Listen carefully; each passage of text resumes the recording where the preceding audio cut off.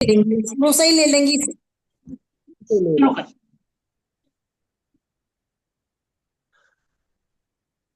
बोलो श्री प्राणनाथ प्यारे की जय। कहते चीने क्यों कर ब्रह्म को, ए तो गुण ही के अंको विकार। जैसे अपन सब सुंदर साथ सब जानते ही हैं कि हम कौन हैं और ये संसार किससे बना है। सब जानते हैं कि अक्षर ब्रह्म के स्वपन के स्वरूप आदि नारायण से ये पूरा संसार बना है, जो कि अहम एवं बहुश्यामी से बना है। तो क्या है, ये सब माया के स्वरूप है। पूरी ये दुनिया, ये सारी जीव सृष्टि क्या है, माया से ही बनी है, पांच तत्व से बनी है।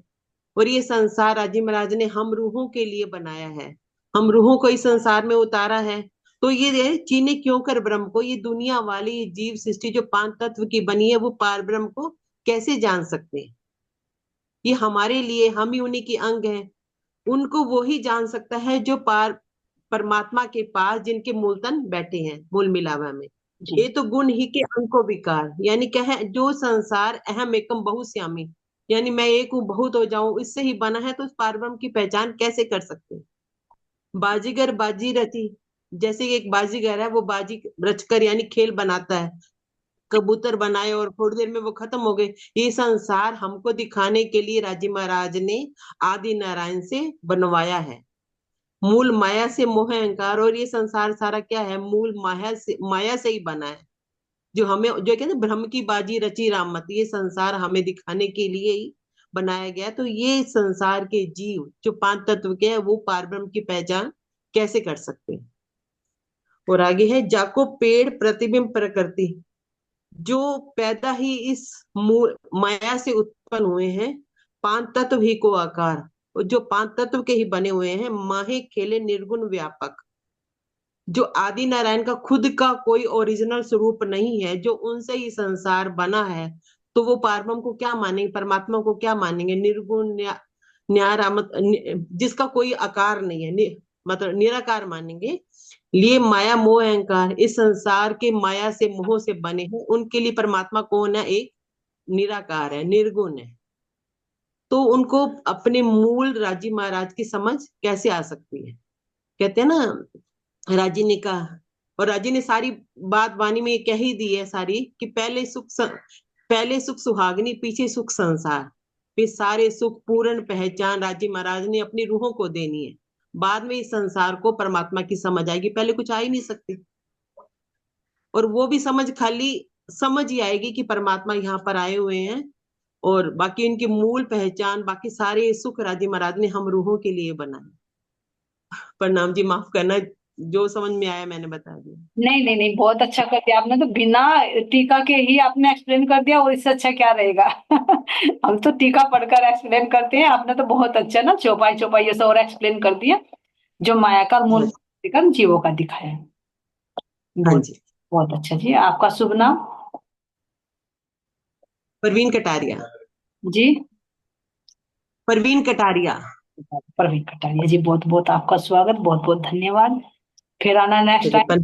बहुत अच्छा, हम भी ये हाँ। सीखेंगे कि बिना टीका के अगर चौपाइयों को लेके उसका भाव व्यक्त कर दे तो बहुत अच्छी बात है ना। एक नई एक नई चीज बताई, आपने करके दिखाया है। बहुत बहुत धन्यवाद आपका, चरणों में कोटि कोटि प्रेम। प्रणाम।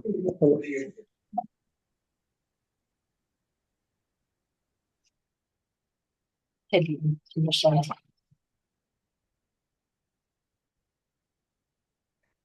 हरे कृष्ण सिद्धि की दीक्षा की ओर।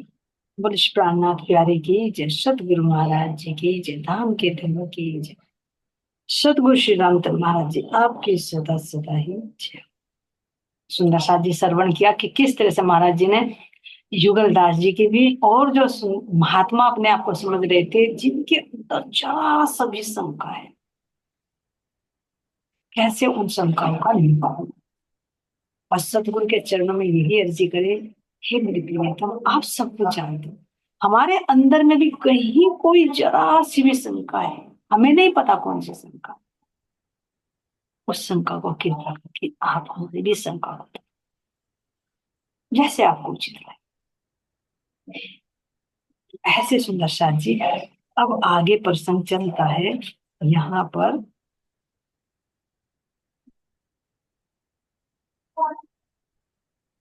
कि किस तरह से महाराज जी कलकत्ता जाते हैं और कलकत्ता से क्या लेकर आते हैं। यहाँ कह रही है, श्री सतगुरु की जात पर बहुत लाए ईमान, इंसानों की बात क्या झुक गए बड़े सुजान। सतगुरु की जात पर, एक ही जात है, वो हक की जात है। सतगुरु की जात यहाँ नहीं है ना। यहाँ के साधु संत कबीरदास भी कहते हैं कि जाति ना पूछो साधु की, पूछ लीजिए ज्ञान, और मोल करो तलवार को, पड़ी रहने दो। लेकिन हम म्यान को पकड़ते, तलवार का मोल नहीं करते। तो सदगुरु की जात तो हक की जात है, क्योंकि सब रूहे हक जात। तो ऐसे कह रहे हैं कि बहुत ईमान लाए इंसानों की तो बात क्या, बड़े बड़े जो ज्ञानी है, ज्ञानी है, और यहाँ तक कि देवी देवता वे भी झुक गए उनके सामने जब उनकी असल पहचान हो जाती। सतगुरु सिर्फ देखने में ही आना जाना करते थे, जाते न थे एक पल को भी, आश्रम में ही रहते थे। तो ये सुंदर सा जी महाराज जी के अंदर ये, जहाँ परमात्मा होता है वहां पर सारी सिद्धियां स्वतः ही होती, जिसे कहते हैं ना कि एक साथ में कई जगह दर्शन दे देना, है ना। तो ऐसे ही एक साथ में कई जगह उपस्थित होकर ये महाराज जी ने दिखाया है। तो कह रहे हैं कि केवल आते जाते नहीं थे, एक लीला मात्र थी, लेकिन वो हमेशा कहाँ पर, आश्रम में ही रहते थे। तो जो सर्व अंतर्यामी, सर्वव्यापी पूर्ण ब्रह्म परमात्मा जिनके हृदय में विराजमान हो गए हो, तो भला उनके लिए कोई अक्षेत्र, कोई सीमा, कोई प्रतिबंध डाल सकता है? नहीं। ये विशेष नहीं कि सतगुरु एक ही जगह बैठे हैं, जहां पुकारो वहीं सतगुरु भी। देखा ना पीछे के प्रसंग से, किसी को थाना भवन में मिल रहे हैं, तो किसी को कहीं मिल रहे हैं, तो किसी को कहीं, अलग अलग डायरेक्शन में एक ही साथ जाते हुए। तो ऐसे ये कहे कि महाराज जी आश्रम में से चले गए तो तुम कुछ भी कर लो, यहाँ पर आश्रम में नहीं है। नहीं, वो अभी है, अभी भी हमारे अंदर ही है। अरे आश्रम में तो तुम कुछ ही करो, खाओ, कौन से सतगुरु देख रही है? देख रही है। वो उनको हम दिखाई दे रहे हैं, लेकिन हमें वो दिखाई नहीं दे रहे। जैसे वो बात होती है ना, जैसे कबूतर होता है, कबूतर बिल्ली को देखकर आंखें बंद कर देता है और सोचता है कि ये मेरा शिकार नहीं करेगी। वो ये नहीं सोचता रे, तूने तो आंखें बंद कर ली, उसने थोड़े ना कर ली, वो तो देख रही है ना तुझे। इसी तरह से हम उस कबूतर की भांति है, हमारी आंखें बंद है और हम सोच रहे सतगुरु कहाँ देख रहे हैं, लेकिन सतगुरु हर जगह है। यहाँ भी देख रही है, मैं आश्रम में जाए वहां भी देख रहे हैं। तो ये सुंदर साथ जी कह रहे हैं कि महाराज जी नाम मात्र के लिए कहीं आया जाया करते थे, लेकिन वो आश्रम में हमेशा ही रहा करते थे। सर्प मिले गादी पर बैठे, अनघड़ जन देखा करते, गंगा राम बताया करते, ये भी रूप है सतगुरु के। तो कह रहे गादी पर सर्प बैठे मिलते। अब देखो, हमारे परमहंस जो गोपाल मुनि जी हुए सुंदर साथ जी, उनके अंदर तो वो सिद्धियां थी कि भाई एक अलग अलग, कभी सांप का रूप धारण करने के, कभी कबूतर का रूप धारण करके, जैसे नवखंडों में परिक्रमा की, जहाँ जिस रूप की जरूरत पड़ी वो रूप धारण किया। तो जहां पर ये सारी सिद्धियां होती हैं, यहाँ के जो साधु महात्मा भी सिद्धि कर कर अनेक रूप धर सकते हैं, तो सतगुरु के लिए क्या भारी, क्या मुश्किल। न जाने किस रूप में मिल जाए मेरे सतगुरु, और हम सोचते रहेंगे कि ये तो सुंदर साधु है। और वो भी हमें शिक्षा दी अभी पीछे के पर्सन से, कि जब मथुरा गए तो मथुरा में कह दिया भैया हमें मंदिरों में जंगलों में तो नहीं घूमना, हमें तो अपने श्री कृष्ण के दर्शन करवाना। तो महाराज जी ने कह दिया हाँ चल भाई करवाएंगे, चिंता मत करो, लेकिन पहचानना तुम्हारी जिम्मेदारी है। तो जैसे ही स्टेशन पर उतरे और वो लड़का आया, 19-20 साल का, तो क्या किसी के अंदर शंका हुई? वो लेकर भी गया, ये नहीं सोचा कि पता नहीं कहाँ ले जाकर मारेगा। वो खुद भोजन भी लेकर आया, ये मन में शंका नहीं, पता नहीं कुछ करवा ना दे, कुछ जहर तो नहीं मिला हुआ, हम तो खाते हुए शर्माते हैं, हिचकिचाते हैं। किसी के अंदर कोई शंका नहीं है। लेकिन अगर हमें कोई चीज होनी हो तो हमारे अंदर पहले ही शंका आ जाती है। अरे कहीं माल उठाकर ना भाग जाए, अरे कहीं चोरी ना कर ले। ये देखो सुंदर सा जान पहचान का ही तो महाराज जी के था, उन्होंने कहा कि ऐसे बात की जैसे पिछली जान पहचान हो। तो हमारी भी तो पिछली जान पहचान थी, हमारे अंदर तो एकदम शंका आ गई, नहीं भैया नहीं, पेड़ के नीचे खड़े मना कर दिया, भैया हमारे साथ नहीं चलना, हमारे साथ नहीं चलना। क्यों? क्योंकि तुम हमारा मोबाइल, हमारे पैसे उठा कर ना चले जाओ। हमारे अंदर शंका आ गई। जो वादा किया कि भैया हमें तो ट्रेन में महाराज जी ने दर्शन कराए थे, हम भी जा रहे हैं, हमें भी दर्शन होने चाहिए, लेकिन शंका कहाँ आकर डाल देती है वो हम समझ नहीं पाते, पता नहीं किस रूप में। आश्रम में हो चाहे कहीं पर भी हो, सुंदर साथ के रूप में हो, हमारे अंदर शंका पहले आ जाती है। सतगुरु पर भी शंका करते हैं, ये हमारी अपनी का, ये हम ही है जो पीछे बताए ना, पीछे जो ये गुलदास जी आए, ये हमारे अंदर शंका है, और इन शंकाओं का निवारण केवल सतगुरु महाराज जी ही करें। लेकिन विश्वास, हम सब सुंदर साथ को सुंदर साथ समझते हैं। आश्रम में जाओ, कोई चाहे गादीपति चाहे कुछ भी, हम उसको बाहरी दृष्टि से देखते हैं, हमारी दृष्टि में दोष है, महाराज जी में कोई दोष नहीं। महाराज जी हर पल है। और तो और अभी देखो ना, जो साक्षात राज्य महाराज जी बैठे हुए चर्चा कर रहे हैं, तो कैसे होता था कि इस गद्दी पर बैठते हैं हमारा मन कुछ और है, और हट जाते हैं हमारा मन कुछ और है। तो हमें अगर राज्य भी हमारे सामने आ जाए, मैं अपनी बताऊं, मेरे सामने अगर राज्य भी आ जाए, तो एक बार जहां शंका की घंटी बजेगी तो कह दूंगी ना, ये किसी एक की नहीं है, हम सबकी। तो यही कह रहे हैं सुंदर साथ जी कि सर्प मिले गादी पर बैठे, है ना, अनघड़ जन देखा करते थे, और गंगा राम बताया करते थे, ये भी स्वरूप सतगुरु के। और हम होते तो डंडा उठाकर मारेंगे, उठाओ इनको, सांप आ गया महाराज जी की गादी पर। लेकिन जिन्होंने आत्मिक दृष्टि से देखा, उन्होंने पहचान लिया कि ये सतगुरु के रूप हैं। ध्यान देना, मुजाहिदपुर में जब भेड़ियों के सर्पों के वे लगे मिले थे, वहां पर महाराज जी ने कहा था मैं सतगुरु के रिश्ते नातेदार है। यानी वो ऐसे जीव थे जो सतगुरु से कहीं ना कहीं वो मिले हुए थे, उनकी इच्छा थी हम सतगुरु के संग में रहे, सतगुरु के संग में रहे, तो वो वहीं उस स्थान पर बैठे। तो हमारी बुद्धि ना से पूछे तो ब्रह्मा जी की है, सनकादिक वाली नहीं। गंगा राम जी ने तो देखे वे उन्हीं के स्वरूप है, लेकिन हमारी बुद्धि क्या करती है, हमारी बुद्धि वो ब्रह्मा जी वाली है कि जब श्री कृष्ण जी क्या थे, गर्भ में थे, तो स्तुति कर रहे थे, अरे आओ परमात्मा, ने अर्जी कर रहे थे, आओ इस पृथ्वी का भार उठाओ, उनको पता था कि आने वाले, लेकिन जैसे ही बाहर आए तो शंका कर ली, अरे ये जो मधुमंगल के मुख पर जो छाछ टपक रही है उसको चाट रहा है, ये भगवान हो सकते हैं, परमात्मा हो सकता है जिसकी मैं वंदना कर रहा हूँ। आगे से कहा, लेकिन जैसे ही पता चला, फिर कहीं मछली बनते हैं, कहीं कुछ बनते हैं, कहीं कुछ बनते हैं। ऐसे ही हमारी अपनी सबकी कहानी है। हम कहेंगे हम जा रहे हैं, हमें भी दर्शन कराना, लेकिन अगर किसी रूप में आ जाए तो शंका गड़बड़ा जाती है। क्या करें? बहुत गहरी बात।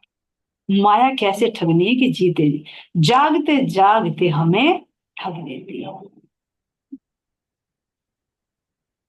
तो कह रहे हैं यहाँ पर, विदा हुए कलकत्ते से जब भेंट सेठ जी ने एक दी, श्वेत वस्त्र में बांध जोड़कर चिट्ठी एक विदाई पर दी।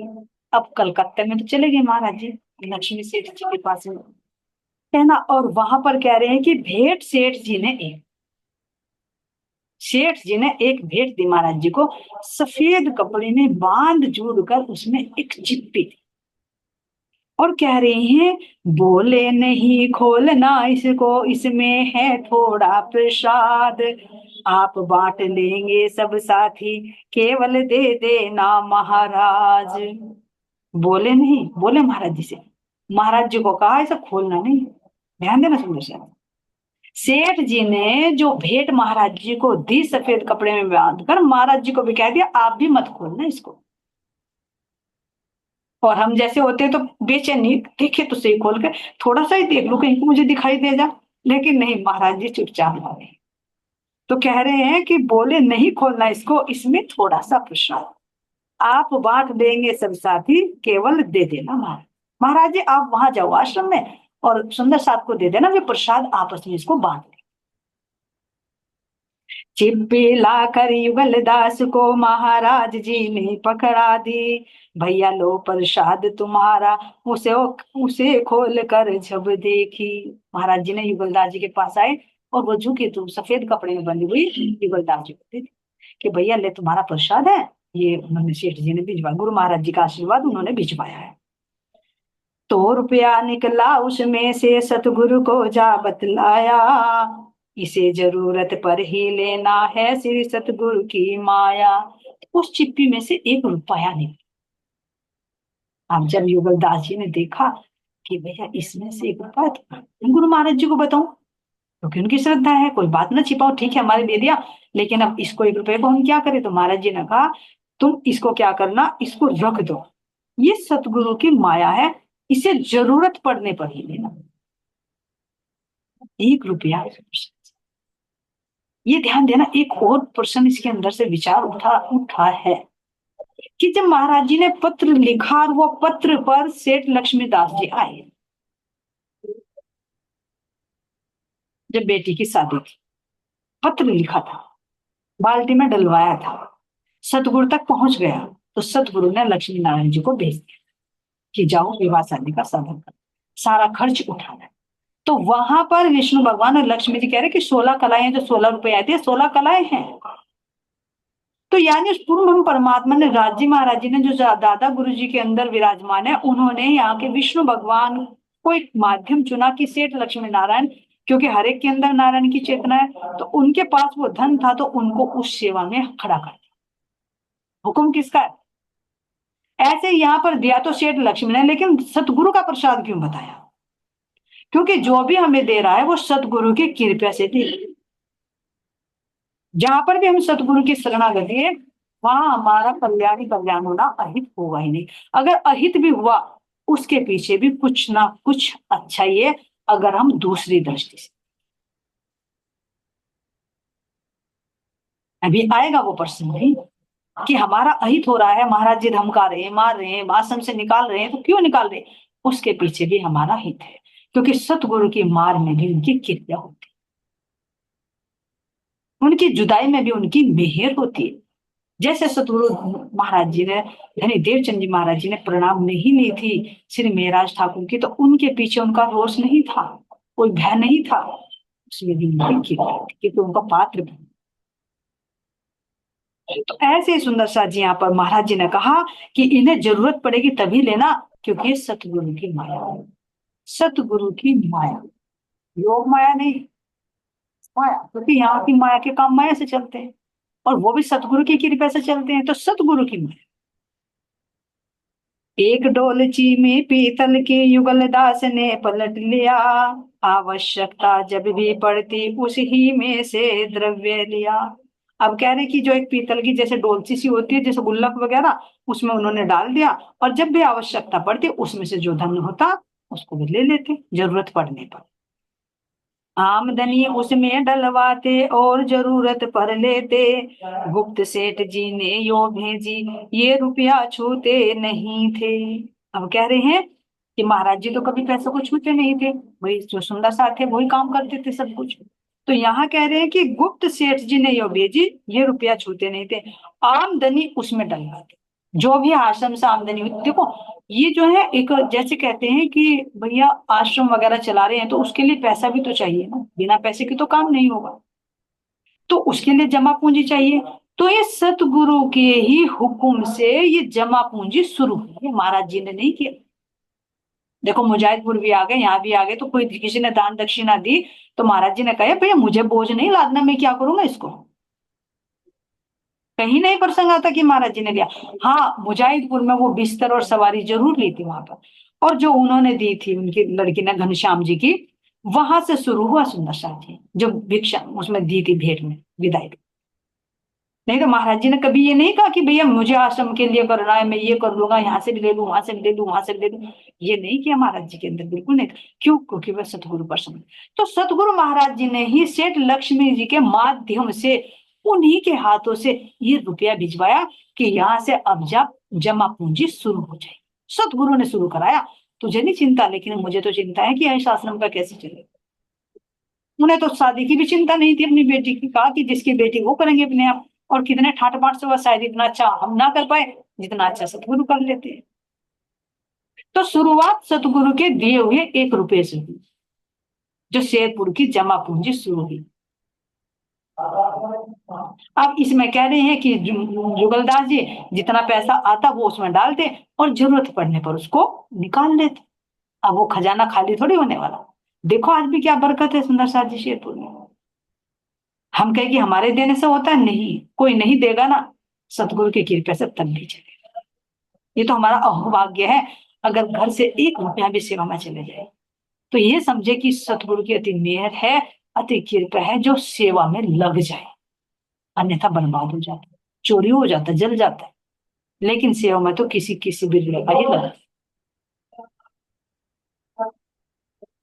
तो ये कह रही है, बाहर जाने लगे बहुत जब महाराज जी आश्रम से, सोमदत्त और युगल दास को पास बुला बोले उनसे। अब कह रहे जब महाराज जी, भाई जमा पूंजी तो कर दी वहां पर, शुरुआत होगी, पैसा उसमें डाल देते, जरूरत पड़ते निकाल लेते।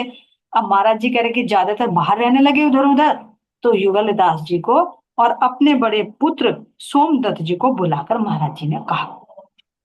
क्या कहा सुंदर साथ जी? हम बाहर रहते हैं, ज्यादा है संभालना तुमको काम। मिट्टी का बर्तन इकला कर मुट्ठी भींच धरे कुछ दाम। इसमें से लेते रहना बस आवश्यकता पड़ने पर। आमदनी भी इसमें डालो आश्रम को यदि हुई अगर। ध्यान देना, कह रहे कि हम तो अभी तक ज्यादा बाहर रहते हैं भाई, और तुम ऐसा करो कि हम भी एक मुट्ठी भींच कर कुछ दाम इस मिट्टी के एक बर्तन में, जैसे गुल्लक होती है ना मिट्टी की, कि उसमें हम अब कुछ पैसा डाल रहे हैं और उसमें जैसे भी आमदनी होती रहेगी, वो तो है सतगुरु का खजाना, शुरुआत तो हो गई, तो हम भी इसमें डाल रहे हैं और तुम इसमें से डालते रहना और जरूरत पड़े तो तभी इसमें से पैसा निकालना। अब यहाँ देना, खबरदार गिनना मत इनको है सतगुर की इसमें देन।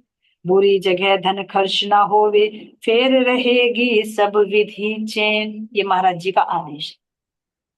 कह रहे हैं खबरदार गिनना मत इनको कि सतगुरु के कितने पैसे हो रहे हैं।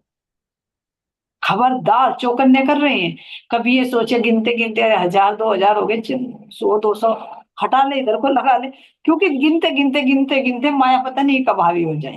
तो इसलिए पहले खबरदार कर दिया। और सही सुंदर सा जिस सतगुरु की जो मेहर होती है ना, वास्तव में गिन भी नहीं जाती, गिनती में नहीं आती, चाहे वो जाहिरा हो और चाहे वो बात। ऐसे सुंदर साथ जी हमें समझा रहे कि कभी सतगुरु को के लिए कुछ निकालो, कुछ दो, तो गिनकर नहीं, आप नीच कर दे। नहीं तो एक मैं आ जाएगा, मैंने इतना दान किया, मैंने इतने दे दिए। अरे जो बन रहा है वो दे दो, उसका है उसके पास जाना, ये ना कहे कि मैं दे रहा हूं। और ले तो आंख खोल कर, कि कहीं दूसरे का मुझ पर भार ना चल जाए। लेकिन हम आंख मीच कर लेते रहते हैं और आंख खोल कर हम देते, मैंने तुझे इतना दिया था, मैंने तुझे इतना दे दिया था, तूने मुझे क्या दिया। छोटी छोटी बातों में, चाहे रिश्तेदार हो चाहे कुछ भी हो, खूब झगड़ते। लेने के लिए हमारी 4 आंखें हो जाती है, और देने के लिए 4 आंखें, और लेने के लिए 2 हो जाती, कि दिया कहाँ मुझे, मैंने इतना दे दिया। तो इस दृष्टि को माना गया है कि लो तो आंख खोलकर, किसी का ज्यादा ना आ जाए मुझ पर, और दो तो आंख बंद कर। तो इसलिए कहते हैं खबरदार इनको गिनना मत, क्योंकि इनमें सतगुरु की देन है। और बुरी जगह धन खर्च ना हो। तुम ये सोचो कि ये सुंदर साथ का पैसा आ रहा है, कौन सा तुम्हारी कमाई का है, तो तुम गलत जगह उड़ा लो, जहां जरूरत नहीं तुम वहां भी इसको खर्च करने लगो, तो सोच समझ। ऐसे सुंदर साथ जी, ये हमारी देखो, ये तो जाहिरा हो रही है। हमें भी जो सतगुरु ने एक बीज रूप में जो 1 रुपया दिया, कोई हृदय में बीज बो दिया, उसमें कितना डल रहा है, कितना डल रहा है, तुम कितना बढ़ा रहे हो, बढ़ाते रहो बढ़ाते रहो बढ़ाते रहो।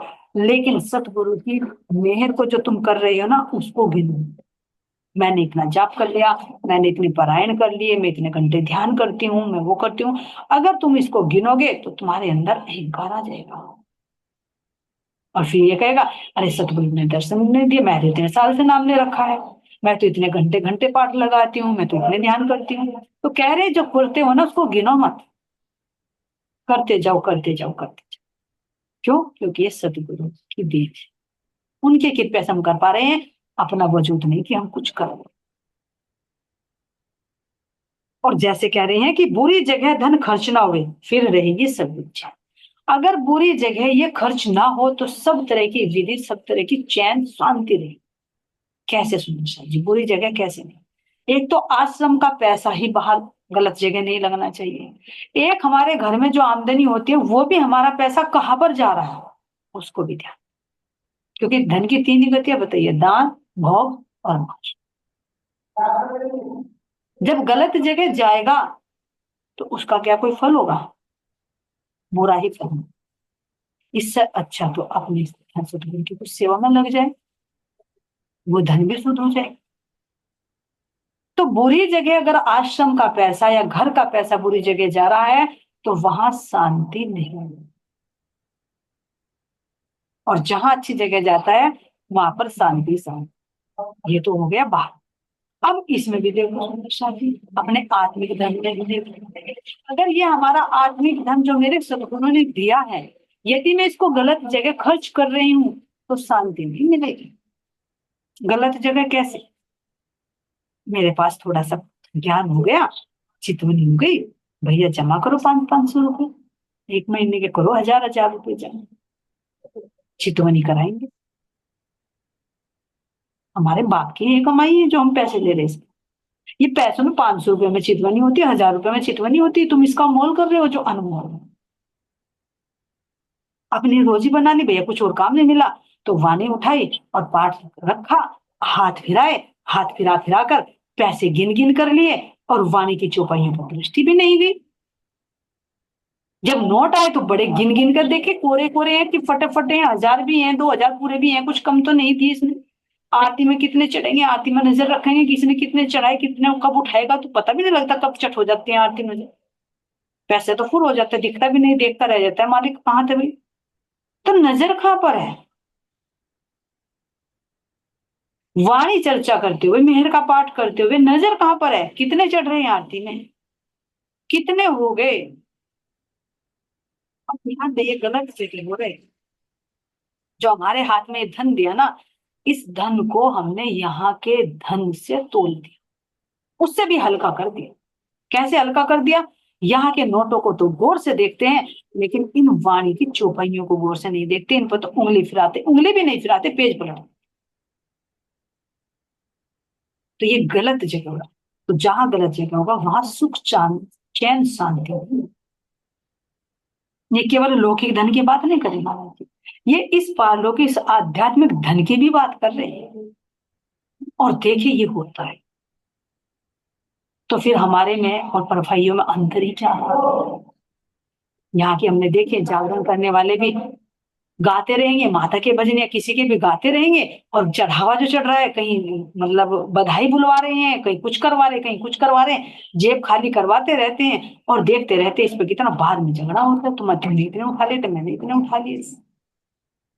तो दृष्टि कहाँ थी? इसी तरह से हम वाणी को देखे, दृष्टि कहाँ पर है? पहले सौदा हो जाएगा कितने चढ़ा है।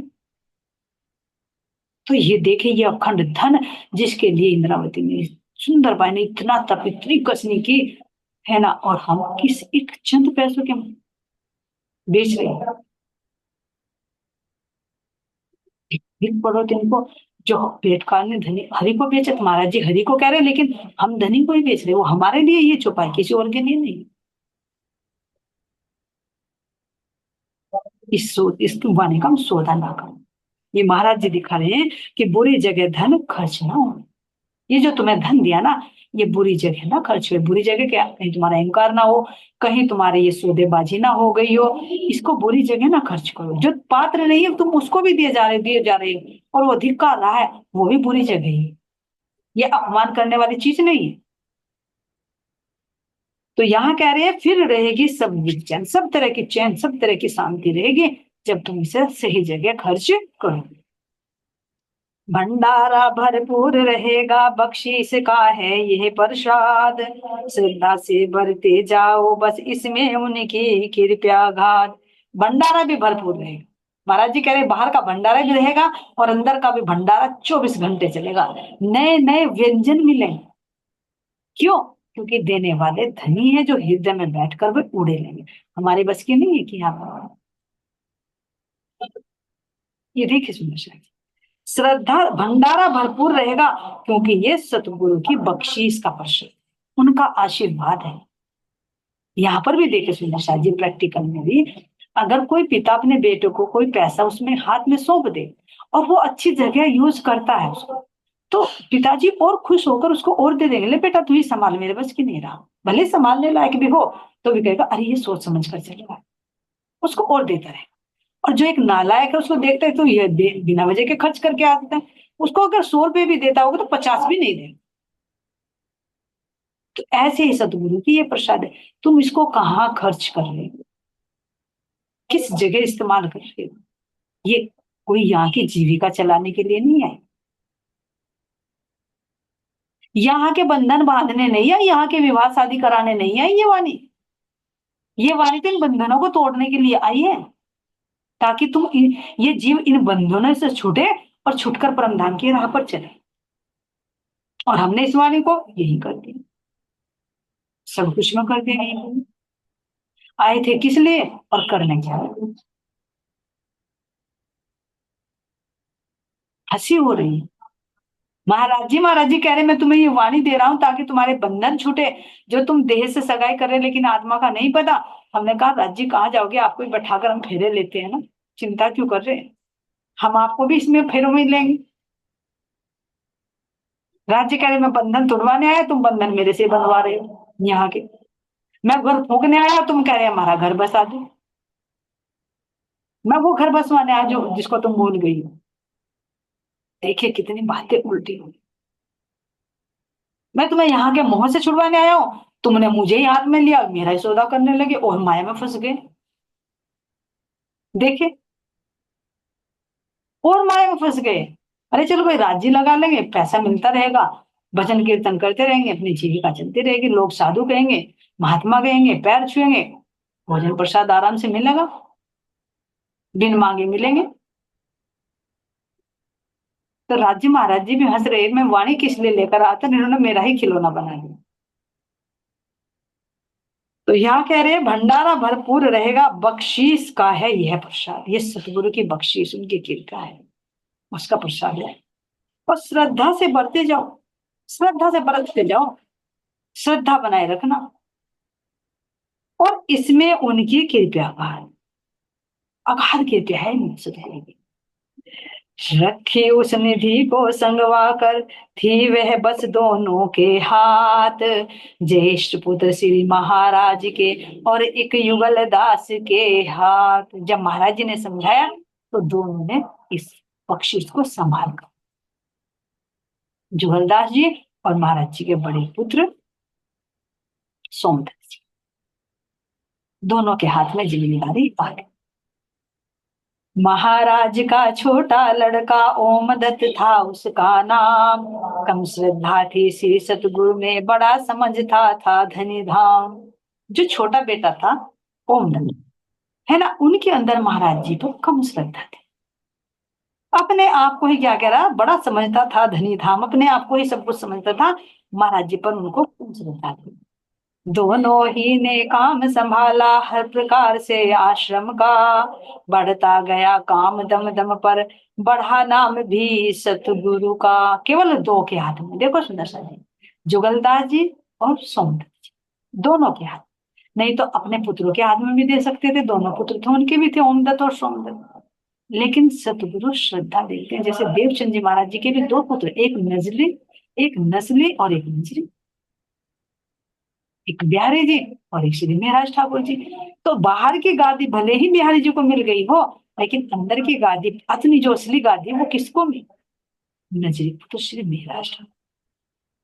तो यहाँ शरीर से कोई भेदभाव नहीं होता कि ये आध्यात्मिक जो संपदा है ये कोई हमारी अपनी नहीं है, कोई वंशानुगत नहीं है कि भाई मेरे ही वारिस इसके वारिस बने, मेरे ही वंश में, ऐसा नहीं है। ये तो पात्रता के ऊपर निर्भर होती है।